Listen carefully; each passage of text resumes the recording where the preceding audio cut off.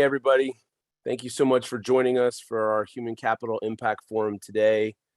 How to set yourself apart to hire top talent. Certainly an incredible and important topic in these times, and we're excited to share information from an outstanding panel and outstanding experience with you to help you have tangible items you can take back to your businesses and organizations to help improve and maximize your operations. So thank you so much for joining us this morning. Before we get started, my name is Ethan Gill. I'm the president of Helios HR, leading talent management consulting firm, helping clients thrive during times of transition, growth, and uncertainty. I think depending on the quarter over the last 18 months, all of those for sure apply. So again, we appreciate you joining us. Before we get started, I'd like to review some housekeeping items. First, we are recording this webinar and we'll send you a copy and a follow-up email. So you're able to share that with coworkers and people within your organization. If you have a technical question or a question for our panelists, you can use the Q&A function right next to the participant function or the participant count on the bottom. And then at the end of our panel discussion, we're going to open it up to Q&A and answer as many questions as we possibly can. Sometimes on these things, we get through everything. Sometimes we don't. And if we don't, I'll tell you up front that we try to incorporate answers into the follow-up email and follow-up communications where applicable. So please ask questions. Again, we want this to be as meaningful for you as possible. And then the third thing is, I think is really important to say up front is we use a polling function in this webinar that has been fantastic in these sessions. So we're able to get really, really good information from the participants about important questions related to the topic and related to HR related topics in this time. And so we really, really, really want to get 100% participation. Even if you're not 100% sure at the answer, it's okay to trust your gut. We're trying to collect as much information as possible, and then we will share that information with you in the follow-up communications, which again, you can then take that information back and help improve your business operations or give you some nuggets to work with as you're going about your day-to-day and planning activities. So polls are really, really important. We hope you'll give us 100% participation on that today. So now I'd like to thank our partners of the Human Capital Impact Forum.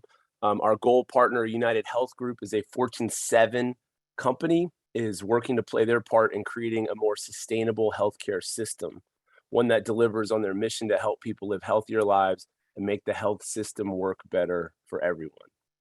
We also want to thank NFP, the 5th largest privately owned insurance broker in the country. Locally, our longtime partners have more than 25 offices across the Mid-Atlantic, forming the largest insurance broker and consultant in the area. We are pleased to introduce our third partner, the Northern Virginia Chamber of Commerce, the voice of Northern Virginia, and the place where our region's leadership, business, education, nonprofit, and government comes together to create greater and equitable growth for everyone. We are grateful to each one of these organizations for their hard work, integrity, and support of Helios, the Human Capital Impact Forum, and our community. So thank you to them. I'm now going to turn it over to Kathy Alvarado, our CEO. Kathy founded our company 20 years ago, and we've had the opportunity to work with over 1,000 amazing organizations and their leaders during that time. And we're excited to, again, host one of these events for you here this morning. Good morning, Kathy. Good morning, Ethan. Thank you so much for that lovely introduction and for our opening remarks. Wow, and looking back, we've been so fortunate to serve so many thoughtful leaders who are focused on attracting and retaining top talent and caring about the culture that they're creating. By now, many of you have heard of and feel the impact of what's being termed the Great Resignation. As the vaccination became more readily available, we saw the market shift. The Labor Department recently reported a record-breaking 20 million US workers quit their jobs between April and August of this year. So what is driving this mass exodus? There are 4 reported reasons that we're hearing about. Reported causes include a backlog of workers who wanted to resign before the pandemic, but held on just a little bit longer. Not too surprising, as things became maybe a little more certain or visible, people decided to make the move. Burnout's real. Don't let anybody tell you it's not. It's been an exhausting year and a half, almost 2 years now. What's being called pandemic epiphanies, in which people experienced major shifts in identity and purpose and led them to reconsider what was meaningful to them, and an aversion to return to the office after more than a year and a half of working remotely. So essentially, the pandemics provided people the space to rethink their careers, work conditions, and long-term goals. According to a recent survey from global outplacement firm Challenger, Gray, and Christmas, who we're excited to have with us today, 68% of companies are worrying about the exodus of talent, and 85% of companies are experiencing talent shortage currently. That leads us to our first poll.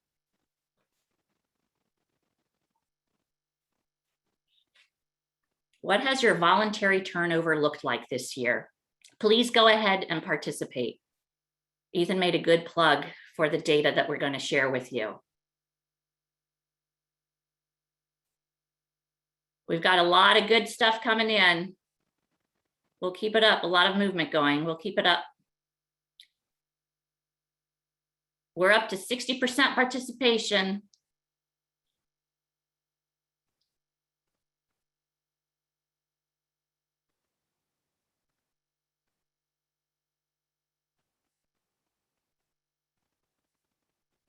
People are still responding. Let's get that in. What does your voluntary turnover look like this year? Awesome. We're almost there.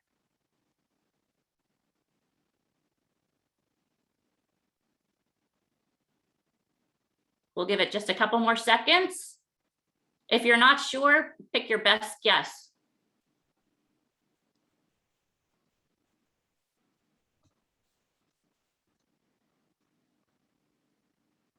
All right.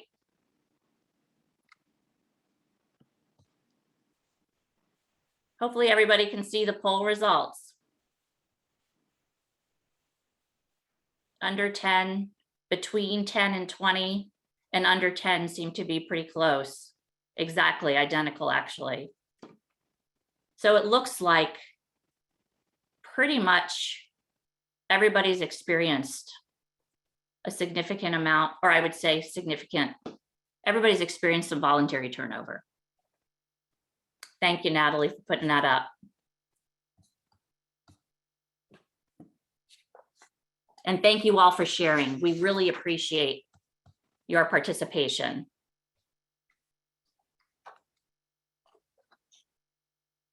The average voluntary turnover that was reported recently through the Bureau of Labor Statistics was 25%.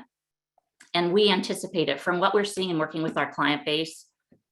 We certainly anticipate that number to be significantly higher in the year to come.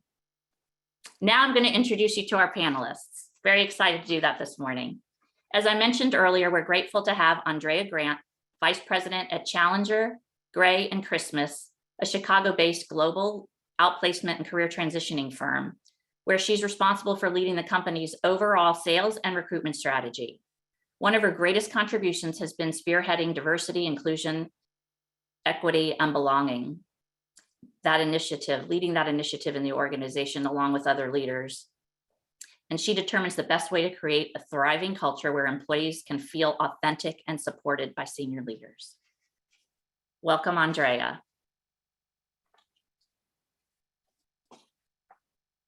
Our second panelist is Kyle Robertson. Kyle is a colleague of mine at Helios. She's joining us as a senior management recruiting consultant.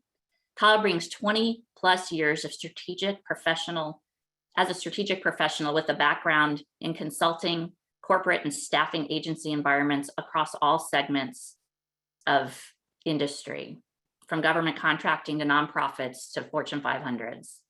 In addition to her wealth of experience, one of Kyle's superpowers is her ability and intention in creating and maintaining relationships, which makes her a strong advisor and a specialty recruiter. Thanks for joining us, Kyle. And our third panelist we've invited is Mike Waddell. Mike is managing partner and founder of Integrity One Partners. Under Mike's leadership, IOP has grown from an early startup to a 20-year sustainable, high-impact firm in the government sector. Mike set out to build a company focused on client delivery excellence with the capabilities of a large technology consultancy with a family-friendly feel. All three of these leaders, welcome, Mike. We're so glad you're able to join us. Thank you. Glad to be here.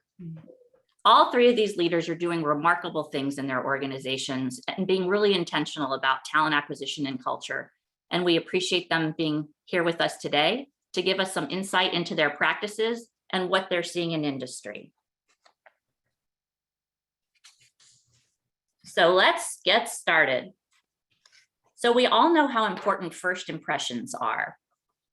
We've been talking about that even before as a group here, even before you guys joined us. So Mike, I'm going to ask you to kick us off if you could. Sure. What do you typically share with a candidate in your initial discussion about who you are as an employer? Well, I think as you pointed out, the market is so tight right now with people leaving the market, but also there's just as many companies out there trying for these folks. So make no mistake about it. This is a sales, it's a sales activity that you have for your firm. So put your best foot forward. I typically share a lot about me personally, how the firm started, where we're going, because people want to see where they're going to be in the future, and try to talk about the company and what makes us tick, right? So what are our core values? What are we looking for in people? And trying to make that personal connection with that person, right? If I feel like if I can talk to somebody and let them see who I am as a person and who the firm is, that I have a better chance of connecting with them. And that's what this is about for me. Thank you. Yeah, I believe in that too, right? And you're really good at that. We've worked with you since 2006. I mean, and we see that you absolutely do that as an authentic leader. So thank you for sharing that. I think it means a lot for your peers to hear that coming from you. Kyle and Andrea, is there anything else anything else that you can consider or think about that is vital feedback for us to give the leaders that are on our call this morning? It's just extremely important. I mean, people, excuse me, people want to know when they're leaving one organization and going to another that they're going to be valued. I mean, I can't tell you how many times I'm speaking with candidates, and that is the number one driver. They want to know that they're going to be valued. They want to know what the long-term career trajectory looks like. And they want to know the impact that they're going to have. Are they going to be a cog in a wheel, or are they really going to have ownership over a particular function, or will have the ability to grow into that? So they're looking at things more long-term versus I'm just going to jump and go here for money. That exists. That's always going to exist. But I'm talking about the norm and trends of what I'm seeing now as I speak with candidates. Those really are primary drivers. Thank you. Yeah, I echo everything that was already said. What I would add to that, Kathy, is, or I guess emphasize, I love that pandemic epiphany term. What I would add is that culture is extremely critical. That's something that you can't buy. People are looking for things that can't be bought with a dollar bill right now. They're looking to be, as Kyle said, to feel like they belong, right? So not just welcomed and valued, but that they actually belong. You can bring someone in, but it doesn't mean that they feel like they belong there. People want to feel like they belong. They want to feel like they can bring their entire self to work. They want to feel like they can talk about what's going on in society at their home or whatever, and they're not going to be judged for it, right? That they feel like they have a great foundation at work. They spend most of their time at work, virtual or not. And so that's extremely important to them. So we want to make sure that we really stress that. Altruism is a big factor throughout all of Challenger Gray and Christmas. It scores the highest on every assessment we take, even over compensation. So we try to build on that. People genuinely want to help here. So we build in those strengths and give them an opportunity to bring all of that to work. So that would be what I would add. Thank you. And I appreciate so what you're saying, right? Bring your whole self to work. We've been saying that from the beginning at Helios. And you also touched on something that's really important, Andrea. We can't help each other, right? One of our values is demonstrate caring. We can't demonstrate caring if we don't know what people need. And so we encourage people to bring their whole self, their authentic selves to work so that we can support them. And we have a team that's absolutely amazing at doing that. And we get that feedback all the time. So thank you. I appreciate you sharing that. I think it's really important for us to accept people and encourage them to bring their whole self to work and be able to support them in that capacity. Thank you. So here's another question. Getting clear on the why that a candidate should join your team is really critical when you're trying to capture the attention of top talent. How you position your brand, how you capture, how both in person and online is really critical. And it can influence whether a candidate even considers applying for an opportunity within an organization. Kyle, what recommendations do you have for CEOs who want to enhance their employer brand to attract top talent? Look, I'm looking at you on the screen like we're in the same room. I think it's awesome. So when we're talking about branding, and if I'm understanding your question correctly, that's really what we're talking about.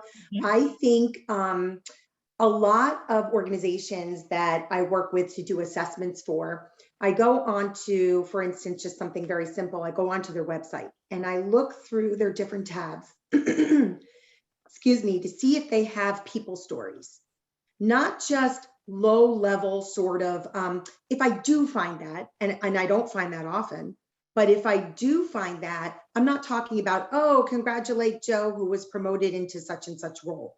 That's not what I mean by people stories. I mean stories that come through that are celebrating, just not necessarily just promotions, although that's important and that's something that you can do, but also celebrating just milestones in people's lives, even outside of the office, because it shows your culture. You talked about bringing your whole self to work. I think that's really important, and taking it a step above, like not just putting a little blurb in some writing that somebody can glance over, but I've seen companies that do video testimonials, or they'll just interview somebody. They'll interview somebody that, why did you come here? Why do you stay here? What's special about us? How have you been able to grow? So it can be work focused, but it can also be personalized in terms of what's going on, like I said, with their life, and highlighting those stories, and then jumping off and also doing those things on social media.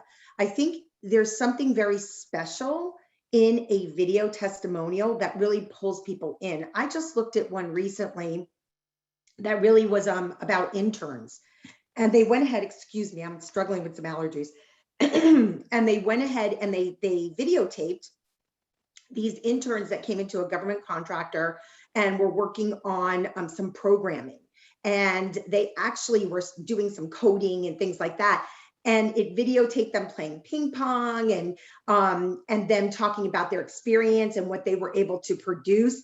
And it was really energizing and unique. I hadn't seen anything like that on anybody else's website. And that was put out on other platforms as well in terms of social media. So when you're trying to attract people, they want to see things like that. It's very powerful. So it's one thing to say something about your organization. It's another thing to show it.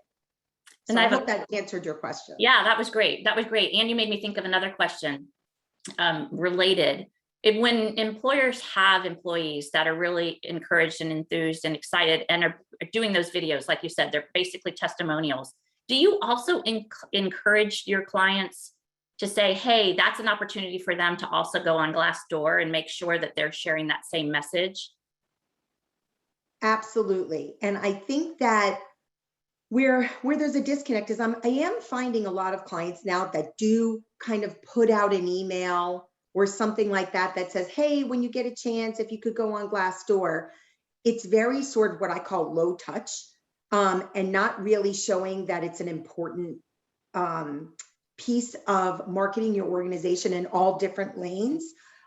Excuse me. So I think finding ways to engage with your employees and help them to understand why that's important and why that's a value. And I'm so sorry, and that they can really impact the company in such an amazing way by going on and doing that, rather than sort of just a little email that comes out in a sea of emails that says, hey, when you have some time, if you would do this, and then people forget about it.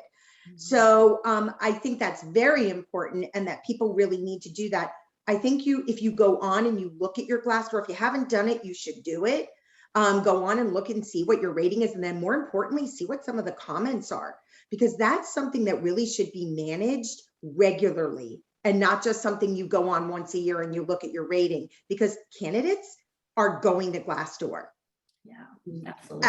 As best practice, they're just doing it. Yeah, you should assume that everybody's gone. Anybody you interview has already seen that. Yeah, thank you. Andrea, Mike, do you guys have anything you'd like to add? I understand the virtual head nod. Thank you, Michael. We've gotten pretty accustomed to the nonverbals, right, in Zoom. Sure, I love that Kyle mentioned Glassdoor. My comment, let me back up, Kathy, and say that I'm going to answer this question as both a consultant, an HR consultant, but also as a business owner. I do own 3 businesses, so I'm speaking from both sides of my hat right now to say that there is the brand that you have, and there's the brand you think you have. And I would encourage you to figure out what both of those are and make sure that they match. One of the ways to do that, as Kyle mentioned, is Glassdoor. Another way to do that is ask. You can do net promoter scores. I had one client, very large name, household name, I won't name them, that did a net promoter score, and it was negative 122. I don't know how that's amazingly possible, but it was true. And so for those that don't know what a net promoter score is, it is where you actually ask the individuals that work for you how likely they would be to recommend your company for employment. It's just that simple. And so what we did was we worked with them through coaching their people leaders to get that score up to a plus 88. So I would encourage them, again, to do the research, to ask the tough questions, to be prepared for the answers that they receive, but most importantly, to take action. None of us like to be asked something, especially in the form of a survey, right, or questionnaire, or whatever, and then not have any results. So that would be what I would add to that, Kathy. And then there's your internal brand and your external brand. Make sure, again, right, that they both intersect and that they line up, because that's what's going to drive you being able to stay afloat, frankly, in this peculiar market and in the future. Great, thank you.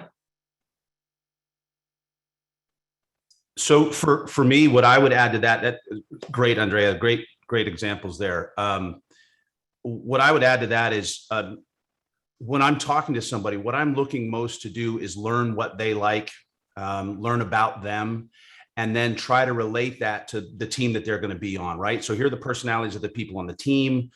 Here's how I see you fitting into that team. Here's your manager. Here's what your manager's like. Here's what really drives them, that kind of thing. I'm also getting them and hopefully getting them enthused about our training program. We have kind of a strong training program that we really believe in, and where they can direct a certain amount of the funds, like 1/3 of the funds that we supply each year for their training. They can direct that fund to whatever it is that they want to do, as long as it's going to make you a better person, happier person, whatever. You can use those funds for whatever you want to use them for. We'll direct the other 2,000, but a whole full $1,000 of your training money you can direct yourself. Then I'm looking to talk to them about, and I think we're going to talk more about culture later, but I'm talking to them about the culture of the firm even at that point. And I'm pointing them to some of those videos that Kyle was talking about. We have some of those out on our website, or we have testimonials on our website, or I'll even bring somebody into the interview that is going to be able to say something directly to them about something that I know is going to concern them. So I'm trying to tie them to the firm from the very first meeting, right? And I try to get as much in that meeting as I possibly can, because in today's market, if I have to have them come in for a second interview and it's 2 or 3 days later, they're gone. Mm-hmm. Yeah, great. And that's great that you're sharing that. Like, everybody needs to have that sense of urgency if they're really serious about hiring people. So thank you for sharing all of that. Okay, I think it is time for us to launch another poll. Let's see if I'm right, if it just pops up. There we go. So we're trying to gather data to see if those of you watching have an established inclusion and belonging practice in place. And if you don't, that's okay.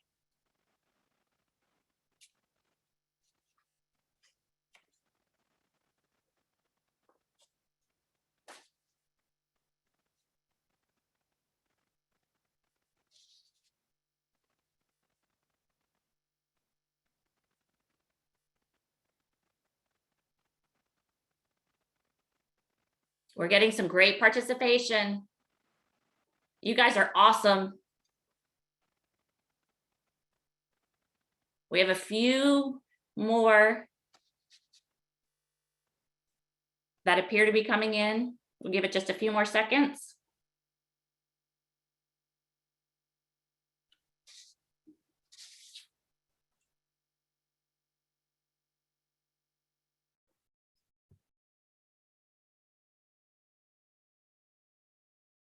We have a few more that are still coming in. We're shooting for 100%. We're close. We're up to 82%. If you're not sure, lean into which one you think might be the most accurate.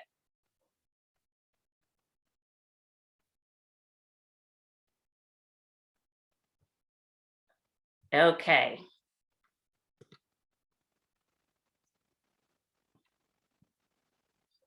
Can everybody see that? Can you guys see the poll results?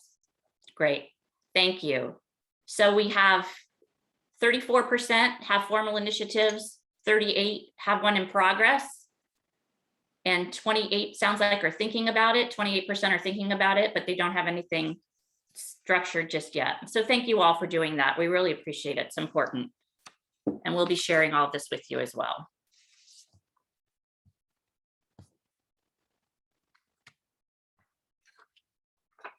Okay, so now we're on to our fourth question, and you guys have been doing really well. I appreciate how authentic you've been answering and addressing these questions. One of the biggest challenges that we see small to mid-sized businesses struggle with, and nonprofits as well, is the ability to compete with the compensation, right? The market, larger employers tend to be able, in general, to offer significantly, in some cases, higher salaries and compensation. Kyle, I want to start with you. Like, what do you see candidates looking for in the market in general? How is this impacting, how is it impacting it from your perspective, the market? So it's interesting because you do have candidates, and I mentioned it earlier, you always will have candidates that are just driven by money. And those candidates may not be the best candidates for your culture long-term. They may have the skill sets, but if they're just going to be plucked so easily, they're not going to be somebody that, we're hoping that the movement is toward investing in your employees. And whether that's through training, whether that's through career pathing, whether that's through offering them leadership type roles, you don't want to invest like that for somebody who's just going to jump for money. And while money is important, and it is, and we can't ignore that fact, there are companies that are out there that have they're just very poor cultures, but they're going to throw a lot of money at candidates to get them to come. You can't do anything about those candidates. They're going to jump because they're money motivated and that's their only driver. But most candidates are not. And that's, again, I want to stress this. It's not to say that they still need to take care of their families, or they still need to, you want to make sure that you're being as competitive as you can be, but you can't always just throw money at a candidate. So I have lots of clients that are in the nonprofit world, or that are smaller organizations that I work with that can't compete on the compensation on those levels. So what they do offer are career pathing. So from the moment somebody walks through the door, they have a plan for that particular role. So let's say that the person is coming in out of college.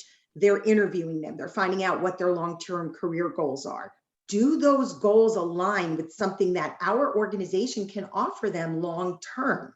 I know of one company in particular who does this so well. They really are careful, and we're using interns as an example, of the interns that they bring in, because their idea is, we're going to grow you, we're going to get you what you need, you're going to join our organization. We're going to train you. We're going to send you to this conference. We're going to get you this certification, and we're going to grow you. And this is your long-term goal. We can meet you there. If it's not something that they're able to meet long-term, and what I mean by that long-term is it may not be forever, but let's just call it 5 years, 6 years. They want to be able to offer that so that there's a price, a cost to, that there's a cost to recruiting. There's a cost to onboarding somebody. There's a cost to getting them trained up. And so you want that cost to pay off. You want those people to stay there for a longer period of time. We're seeing a lot of resumes where people are jumping every year, especially in government contracting, every year, every 2 years. It's hard to find people that have good tenure.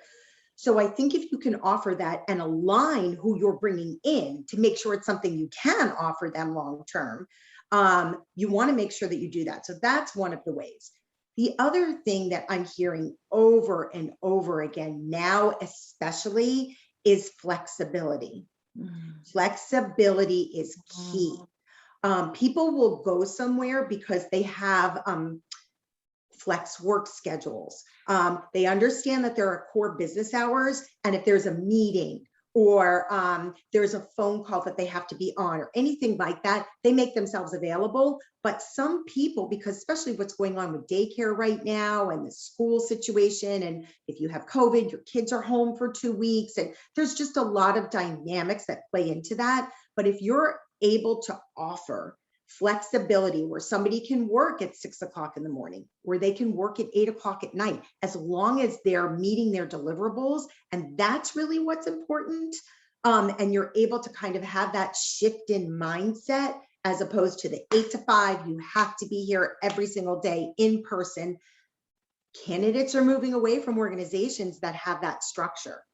So it's really something that you need to look at, and how can we meet the needs and still be true to what our culture is and make sure that the job is getting done. Yeah, thank you. Thank you for that. And that was a great reminder. So it was a year ago in September where we put out a note to our clients. I literally sent a note to all of our clients, and it was entitled supporting you, supporting our team.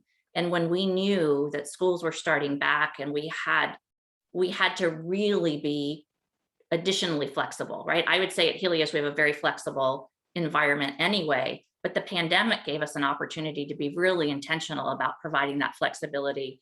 And whatever flexibility that means, we shifted our PTO to call something called flexible PTO, and everybody has the opportunity to take the time that they need for whatever reason. And that has worked tremendously, right? So people really value the fact that they are being supported in what their personal needs are, their family needs are, and you can only do that with flexibility. So I appreciate you bringing that up.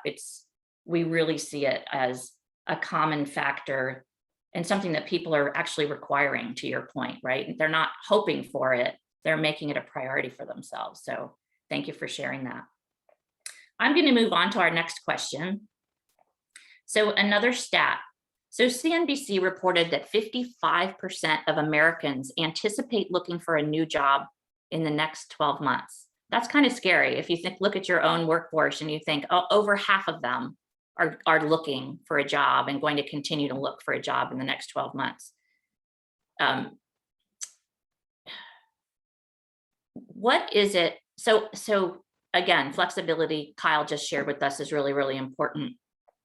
So I want to see from you, Mike, like, what does this look like for you in your business? How are you able to give people, because again, you being a government contractor, I think you might have different constraints than other organizations do.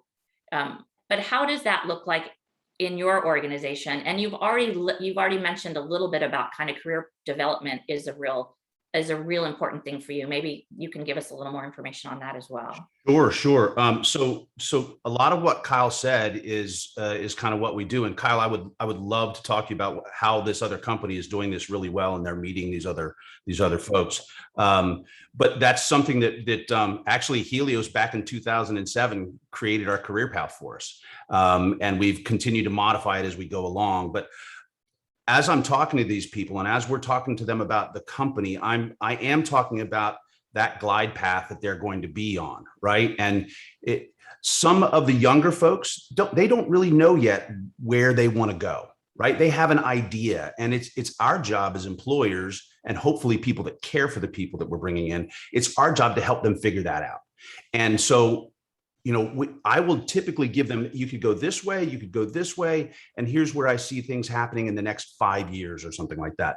But I can give them a career path here at the company that's 20 years long, and make them see where that fits. So I think that's reassuring to people. And also that you were talking about flexibility and GovCon. Yes, it is.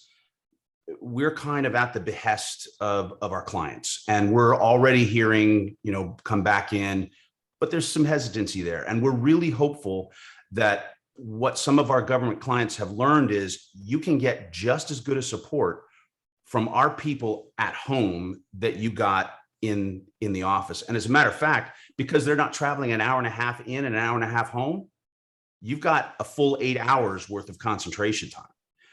Instead of the 5.5 or 6 hours that you would have before, because these people got a long commute in. So I think we're hopeful that that's going to change. But we have to be honest with those candidates and tell them, look, if that changes, you're going to have to go back in. But here's our promise to you. We're not going to ask you to go in any more than absolutely necessary, right? If you have to be downtown 2 days a week, okay, you got to be downtown 2 days a week. That's what the client wants. But we're going to try to work with the client, and being with our clients for 10, 15, sometimes 20 years, we have that kind of relationship, and hopefully we can use that.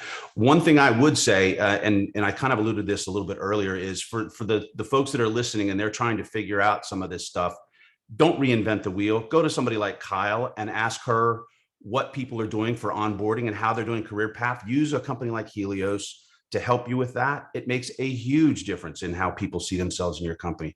If they can see themselves moving through your ranks and picking up responsibility and pay and stuff like that, that sets them at ease. So like I said, don't reinvent the wheel. There are people out there that are doing this really well. It's flattering if you copy them. So go for it. Kathy? Yes, sorry, Kyle raised her hand. May I add something there? Sure. So I agree wholeheartedly. What I would add, though, is that what we've been seeing over the last probably 5 or more years is that organizations are becoming more flat. And so for some of them, that means that there's not necessarily an opportunity for promotion now or ever. So what I would so not to oppose or challenge what was just said, but just to give a different perspective, is for people to think about how development really looks. And if you see me glancing over to my screen, it's because I'm looking at different data sets or examples or things to pull from to share with your audience. Sometimes development is self-enrichment. It's mastering a skill they have or a skill that they would like to obtain. Sometimes it's totally reskilling them into something different so that they don't leave the organization, but they move to a different department or a different group or what have you. So I'm all for promotion. I'm all for advancement. However, to different people, that looks very differently. And so I would just ask your audience to consider that, because what we do know, again, referencing a recent poll, is that people now, no matter what age group they're in, demographic, Gen X, Gen 155, or whatever it is now, they really want more of an experience, right? They want to feel like they have a purpose and that they're contributing not just to the bottom line, but to the mission of the organization. And so if you can tap into that, that is also a different type, right, of career pathing and development. So I just wanted to add that for consideration. No, thank you. I appreciate that. And when we talk about career pathing, gone are the days when you can just tell a story about how so many people have been promoted or have had opportunity, right? And point to somebody and say, yeah, 4 years ago, they were entry level and now they're in this role. People want to see that there's actually a structure for it, right? So regardless of how we define it, they want to see that there's really a structure and that intention and thought has been given to it. Kyle, did you have something else you wanted to add? Sorry about that. Yeah, so Mike, just piggybacking on what you were saying. So yes, it is true. Government contracting is very unique in that sometimes you don't have a lot of control over that piece. But what one of my clients is doing, which I thought really speaks to this, and I love it, They have engineers, software engineers, and they're rotating. It has to be a long-term plan, but they're rotating their folks off of skiffs. So in other words, like they might have full scope polys, right? But they all have the same skill set and they're working on different clients. One may, you have to maybe be in a skiff, other ones you don't. They're rotating them out. And I don't mean they're rotating them weekly. Obviously, you can't do that. But I'm saying as they're working on a project, they're not stuck there forever, because there's such a trust in that organization that their folks have come and said, listen, I want to do something else, like it's time. And so they're giving them those opportunities to do that. So rather than, because I know sometimes we're scared to do that because we're like, okay, this resource is here, the client loves them, this is great, they've got to stay here, they're going to leave. If they come to you and they tell you, I don't want to do this anymore, and you keep them there without a plan, there's no plan communicated, they're going to leave. So it's just getting creative and thinking out of the box of what the possibilities are. I wrote that down. Thank you. Thank you. So Andrea, let me ask you, and let me stop for just a minute for our audience. If there's anything that we're talking about today that you would like help with, or you're just curious about, feel free to reach out to one of us at Helios, and we'd be happy to have a conversation with you further on what we're seeing and how we might be able to help you with wherever you are in your stage in your organization as well. Andrea, we're going into the future now. What do you recommend that employers should start thinking about now as it relates to 2022? Great question. So I am actually going to look away for a second just to reference. We went to the market, Kathy, and we asked this very question. So while I have my own opinions, right, and my observations and learnings from my clients, we thought at Challenger it would be best to ask them directly. And so what we heard from them are a few key points, and they all really intersect, right? So 93% of leaders, like your audience, said that developing women was going to be critical. It is critical now and will be in the future. 88% said that developing diverse talent is critical, right, going forward. We asked them about different leadership competencies, what's crucial, what's critical. We asked them, we did a pre, during, and post-COVID survey, and what we found is that 87% expect to be coached, to receive in the moment real-time feedback. We also learned from them that 91% of them expect agility. So that goes back to what we've been emphasizing the whole time, right? About flexibility, flexible work scheduling, things of that nature. We also learned that for them, the statistic here is 88% for resilience. So in line with the career pathing, right, and everything else we've talked about, leaders are very concerned and are going to be focusing now and in the future on how to build resilience. So not just change management. Anybody can come in, right, and teach a theory or talk about a theory, but we're actually talking about addressing and recognizing behaviors related to change.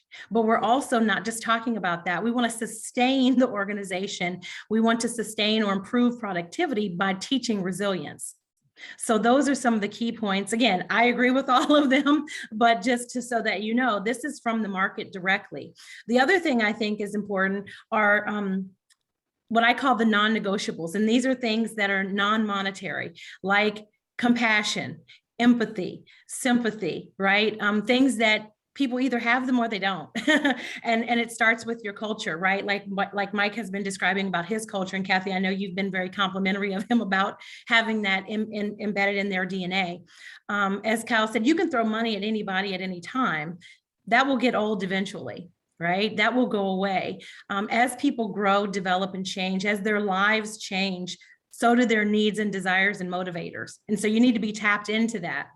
The other thing, Kathy, that I would say is that we're starting to see people become more vocal about what they will and won't tolerate.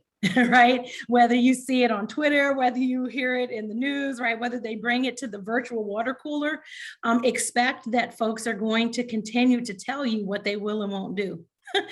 For that reason, I'll say that I would encourage everybody in your audience to facilitate regular career conversations. Don't be afraid to talk about the tough stuff, right? When I talked to Natalie about being on the panel, it doesn't mean that we have to agree. It just means we have to be respectful. Provide a platform for people to get to know each other. Build on that, right? Build a culture of trust, a crust of trust, collaboration, communication, so that people know, again, they can bring their entire self to work, right? They're not going to be judged for it, but also that they can bring their unique experiences to create a diverse culture, meaning diversity of thought, right? Diversity of contribution, whatever that looks like. I promise you that all the statistics that say it's going to increase your bottom line, but also your reputation, your brand, all of those other things that you can't measure with the dollar bill, you're going to see that pay off in spades. So does that help or answer? Yeah, that was great. That was a lot to consider for next year, right? And I hope that again, I'm glad we're recording it in case people couldn't take notes as quickly as you were throwing this great data out. And it was very helpful. And yeah, it's very helpful. And how wonderful that people are having more of these conversations, right? It's okay. It should be encouraged that employees are coming forward and telling us what they want. And as leaders, we should be, to your point, setting up those meetings and making sure there's a structure for it, or that just they're happening, that we're being intentional about having those conversations, right? So I think it's great that those conversations are happening and we get more clarity on what people really want to do and can do and contribute. So that's encouraging. And I think as leaders, we should all take the initiative and make sure we know, right? So thank you for sharing that. I'm going to we're going to do another poll. I think we only have time for this one last poll, but we'll see how it goes. We might have time for another one.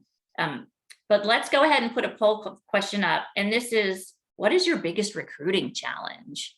So we'd love to hear from you. Let's try and get, again, 100% participation would be awesome. Is it finding qualified candidates? Is it compensation expectations? Is it getting people to accept your offer, which is broad? Is it time to fill, right? So you heard Mike say, if people aren't right on top of something and they're not responding almost immediately, they're going to lose candidates. Or is there something else that's not even up there, kind of in other categories? So we're going to give you guys a little bit of time to fill that in.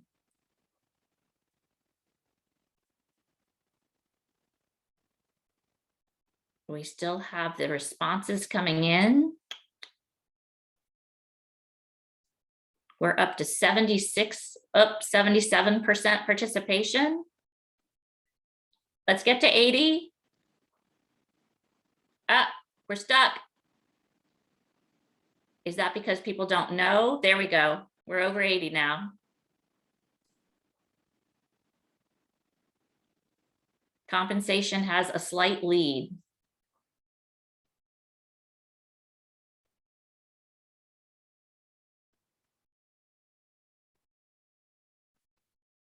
Couple of answers still coming in.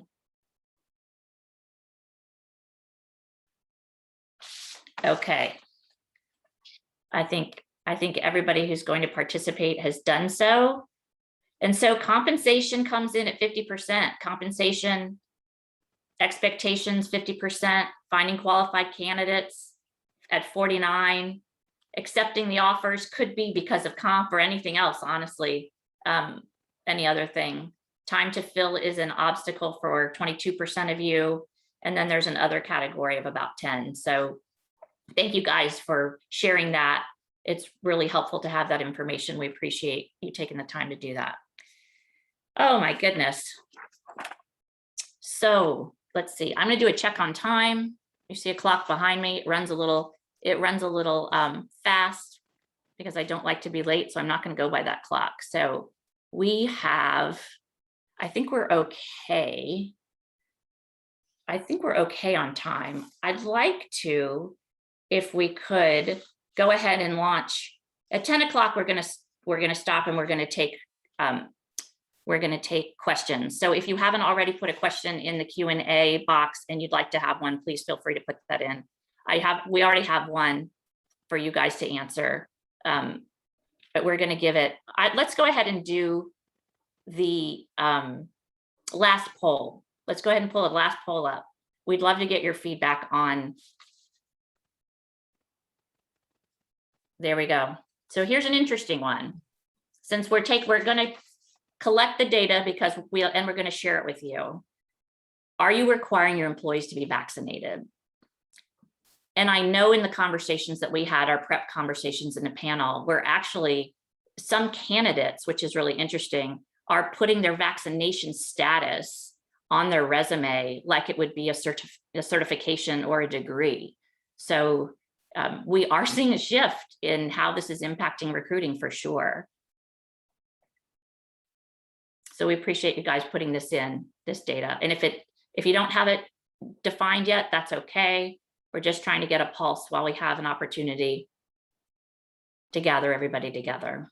Kathy? Yes, ma'am. While you're doing that, I think it would be a disservice to your audience if I didn't share this, and I'm glad we can't see them because they will all probably fall back in their chairs when I say this, because you all did when we were preparing for this webinar. Compensation was rated the #1 answer in the last poll. At Challenger, we don't offer benefits at all, and we will not. And so we have to just draw on what Mike and Kyle have already said around culture, flexibility, agility, development, bringing your authentic self to work. I love what you have there, Kathy. I think it's called grace in space, yes. Right? We don't call it that, but we definitely have that here. And so I just wanted to share with your audience that compensation is important, as Kyle mentioned, but it's not always everything if you build and maintain the right culture. Right. And if you are very intentional around the people that you bring in, that will only add to that culture. So I just wanted to share that with them. I'm sure people will have a lot of questions or will be thinking about that in some way, but I just wanted to mention that because people are frankly surprised that we are about 60-year-old company that has thrived with offering no benefits. So I'm happy to have any sidebar conversations. That could be a whole nother meeting or webinar, but I just wanted to throw that out there because I do think, and you all encouraged me to share that's really important, especially now. So I'll go back on mute while we move on to the next topic, but I just wanted to share that. Yeah, no, I appreciate you sharing that, Andrea. As a matter of fact, one of our questions is a more detailed question about other things in addition to compensation. What do people value? What are you seeing, right? What kind of benefits? It was really more about being a specific question. So let's close out this poll and then we'll get to that because I'm sure you have intrigued many people and they'd like to know how the heck you do that. So yes, so the poll, so we have 41% who are requiring it. And again, we know that if an organization is a government contractor, it certainly is required, or a government agency, it certainly is required. And there are other industries that are requiring it as well. 16%, 18% are not requiring it.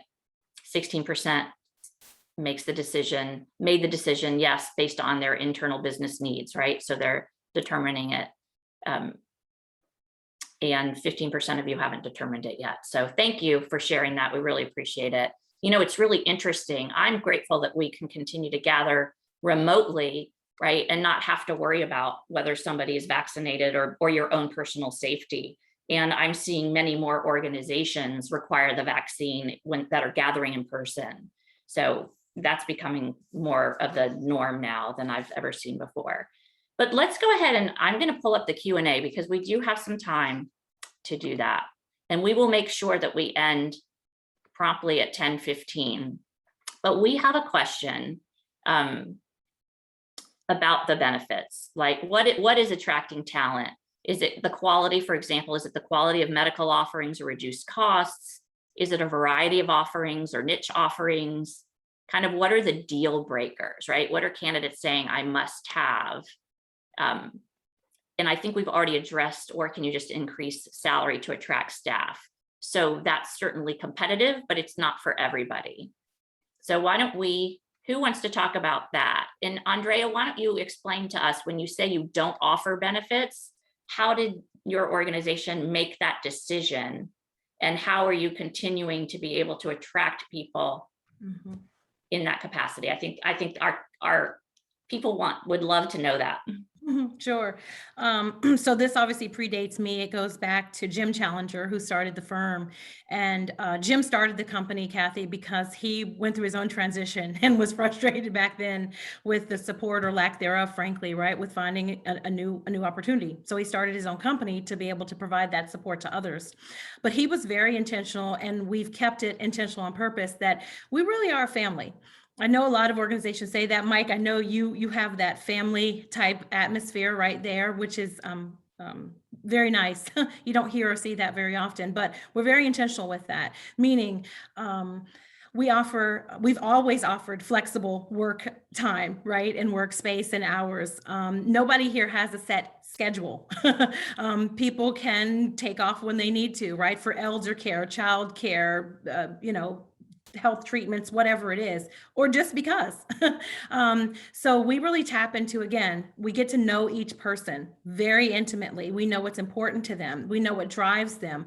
We know what triggers them, right? We know why they want to be here. And then we feed that, right? We fuel that. We develop that. We do offer a very healthy salaries for people so that they can take care of their families and their responsibilities. But we know that's not the most important. We do help connect them with other opportunities. If they want to go back to school, right, we'll help them do the research. If they want benefits, we'll help them do the research and provide options for them to be able to utilize, right, or leverage. But again, it goes back to the culture.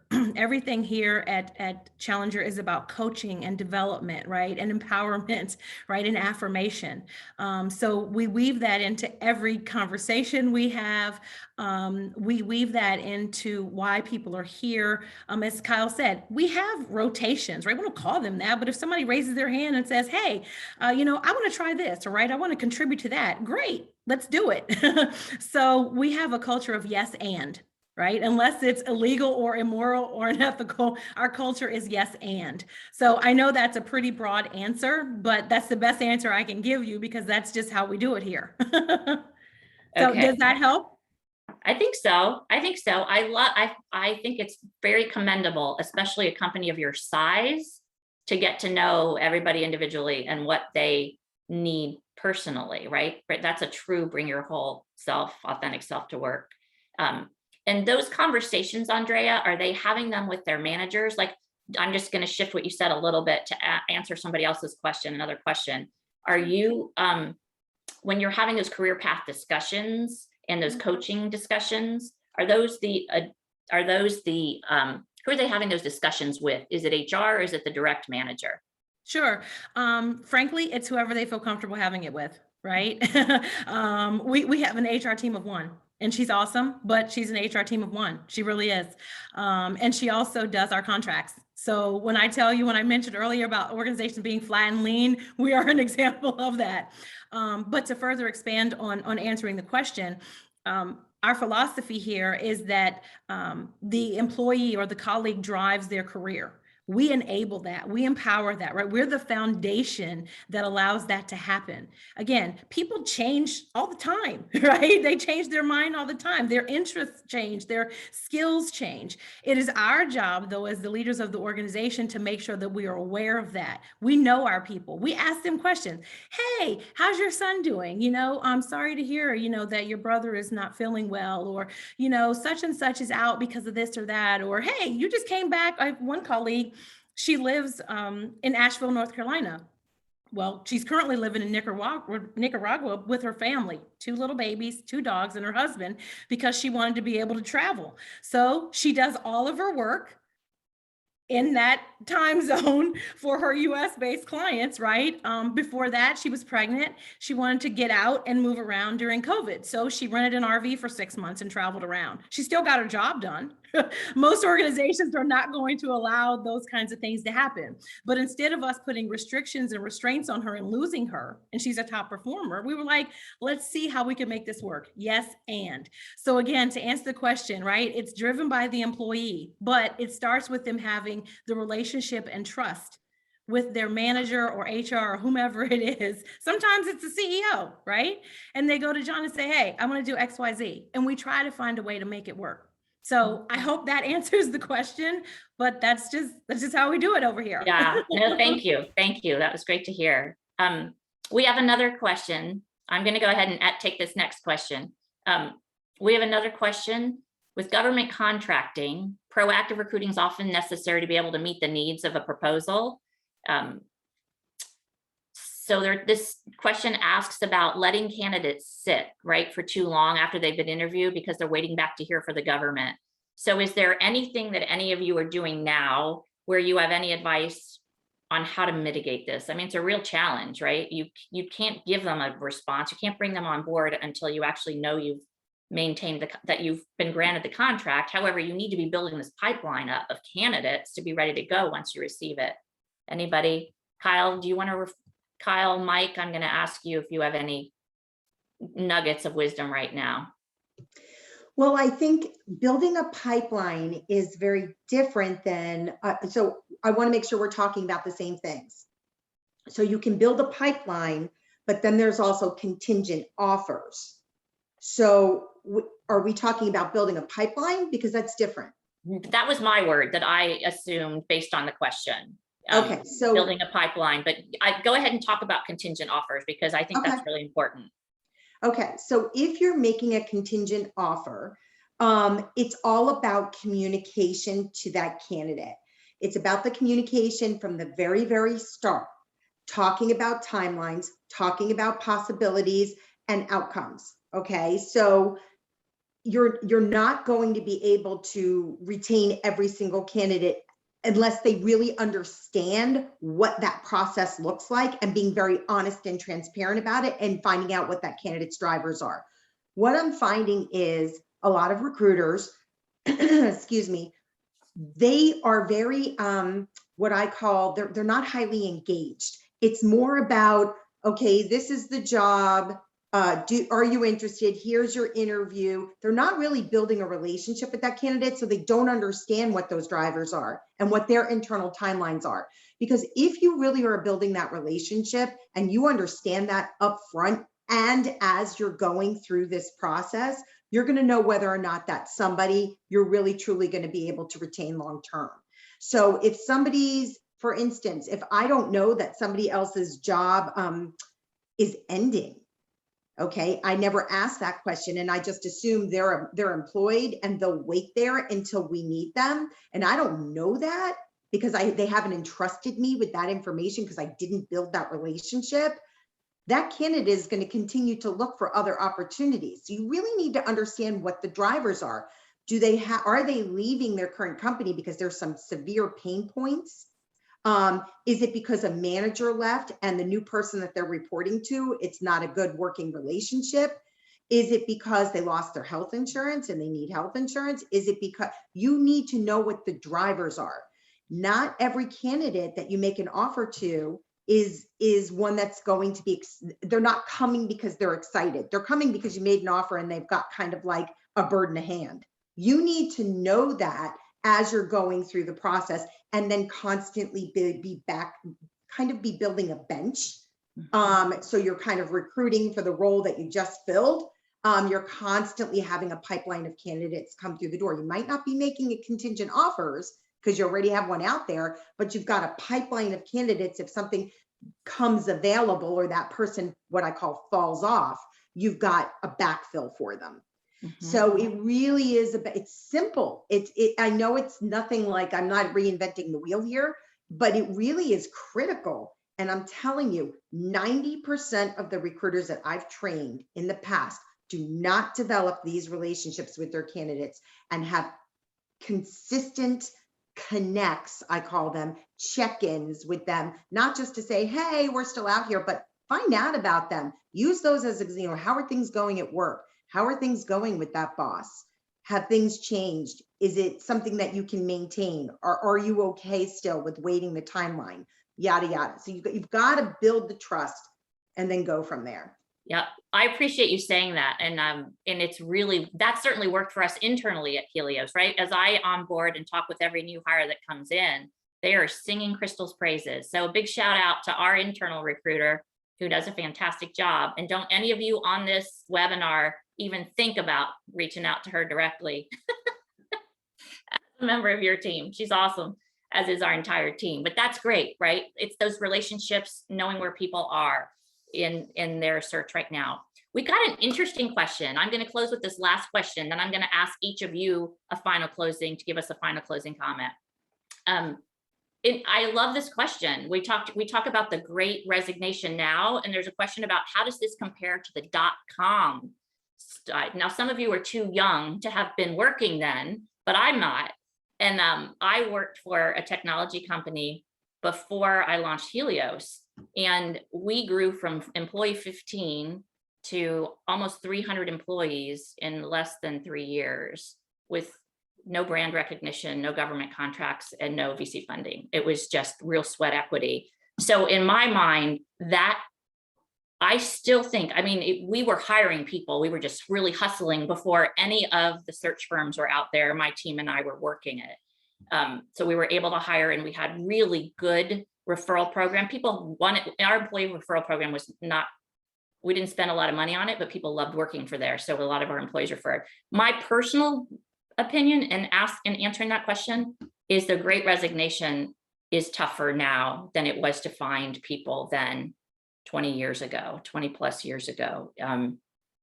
The candidates were out there. It was just a matter of how do you be the first employer to get to them and do all of these things that we're talking about now. Whereas right now, it feels for me, it feels like it's a much bigger challenge. It's not that it can't be overcome, but it's a different challenge that the pandemic has really created. And with people with candidates, I think, who are being really intentional about what they look for and being very certain about that instead of maybe experimenting along the way. So that would be my answer. I think I don't know, Mike, are you? Yeah, can I add to that? Yeah. So being of an age where I also remember the .com era very well, I think what we had back then was people were just excited with the .com boom, and their salaries are going up, up, and up. But we still had a good number of candidates, right? There were people that were wanting to get into the workforce because of that. And by contrast, I think what we're seeing now is, yes, salaries are going up, but they're going up because the people aren't out there. And so it's just harder to find them because they may have had that epiphany that you talked about, Kathy, where I wish I could have had that epiphany and just said, hey, I don't need to work, but I think that's the difference is the people have other alternatives, and it's not necessarily a money-based thing. It's a lifestyle-based thing. Mm-hmm. Thank you for adding that. Thank you. Real quickly, Kyle. There's also the other important piece of this is there's been a huge culture shift. The people of 20 years ago looked at work as everything. Work is everything. That is a lifestyle. I work, and the harder you work, the greater your lifestyle is, and that's how it was. Now there's a shift, and it's not about working, it's about living, and it's a means to an end as opposed to a lifestyle. So there's a huge shift in that, and some companies have shifted with it and some have not. And that's something to look at it as well. How agile are you as an organization? That's great feedback. I appreciate you bringing that up. It is true, right? It is we're not necessarily beating ourselves on the chest anymore saying, I put in an 80-hour week, right? And I can continue that and sustain that. So I appreciate you. I appreciate you sharing that. Okay, so I have a question for each of you as we're closing out. If you could give everyone one final piece of advice to help set their business apart in this competitive market, what would be your most important takeaway? Mike, we're going to start with you, and then I'm going to ask Andrea and then Kyle. Okay. For me, what I would say is matching your core values, your mission and vision to where you really want them to be, right? So those three things, core values, mission, and vision, that is your vector. That is your direction and the velocity at which you're going to move. So make sure that that's pointed in the right direction. Candidates coming into your company that see any discrepancy between what you say, where you say you're going and where you're actually pointing to, they will pick up on that in a heartbeat. So it means more now than it ever has because people have a choice. They can go to different companies. If they don't like where that company is going, they can go to that company, right? They have a choice. We don't have the choice. So I use those things as definers for who I will and won't bring into the company, because I can't afford, as we talked about earlier, I can't afford to pay, the salaries that an IBM will. But I can be very clear in my culture and my inclusion and my diversity, and I can be very clear about where I'm headed as a firm, and hopefully that speaks to them. And it will keep people from coming to the firm that don't want to go in the same direction. Great point. Great point. Thank you for that. Andrea. Sure. I always say you measure what you treasure, and then you reward it, and then you'll get that repeated. In that same spirit, though, in this conversation, what I would really, really recommend or ask or beg of your audience is, please develop your mid-level managers. They really are the heartbeat of the organization. They're right in the middle of the cog of the wheel, as Cal calls it. Provide them with development and coaching. And those are two different things, right? Please do, because if not, as Mike said, they're going to leave. They're going to leave quickly, or they're not going to come in the first place. So that's my really quick answer, Kathy. Awesome. Thank you. That's a great reminder. Absolutely. Develop and focus on the managers that have the heavy lift oftentimes. Yeah. Kyle. I think my takeaway is be creative, think out of the box. I've heard many organizations that I've worked with when I've started a search saying, but that's not who we are. That's not how we've always done things. And you need to not get stuck in that, because who you were 10 years ago and the workforce that you had 10 years ago is not the same workforce as who you are now, and not who we are now as a community, as a society. It's changed. There's been a huge shift. And so those organizations that shift with it and can really think creatively are the ones that are going to thrive, truly. I love that. Yes. Right. I think sometimes we hold on to what we know and what we're comfortable with, or what got us here, but what got us here isn't necessarily going to get us for the next 10 or 20 years. Right. So that's great advice. All of you have offered